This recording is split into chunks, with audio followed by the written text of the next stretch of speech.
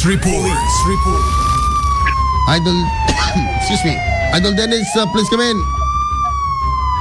Natay ti may sa manen nga rider ti motosiklo kalpasan nga nakiginumpar iti sa balipay nga rider manipod iti ili ti Solsona, Ilocos Norte. Sigon iti PNP Solsona ti insidente tapasamak iti Solsona Pidig National High School masakop iti barangay Juan Solsona, Ilocos Norte babaen ti panagdinumpar iti dua motosiklo.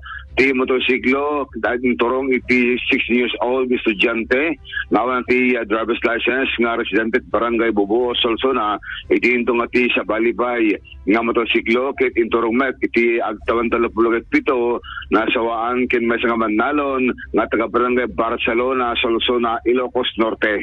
Investigasyon ti PNP ti 6 years old nga rider iti aggapo iti akinabagatang nga direksyon idin ta nakidinong parna iti aking kanigit paset datoy masabat na nga motosiklo aggapo iti daytoy datoy rider iti may kadwa motosiklo nga ni Evelyn Juan Marcos agtawan ti 58 agindag iti barangay Barcelona Solsona, Ilocos Norte iti nipurwak iti kalsada kinagsagaba iti head injury ti biktima ket nitaray iti Dingras District Hospital babaen iti nagresponde nga paramedics manipod ti nakamat nga lugar ngem deklara dato nga dead on arrival manipod ti attending physician ti motosiklo ket nagsagabamet iti dael iti dumang partes na nga ti driver ti minor nga estudyante ket na iyayeg iti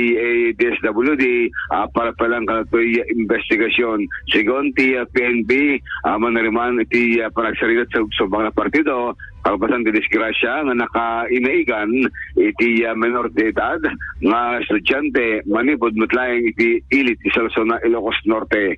Nagpalagip ti PNP kadagitay riders nga masabol ti panausar palagisuot ti safety gear tawid kastagat at protection in kaso lang nga iti pakapasamakang disgrasya iti kalsada.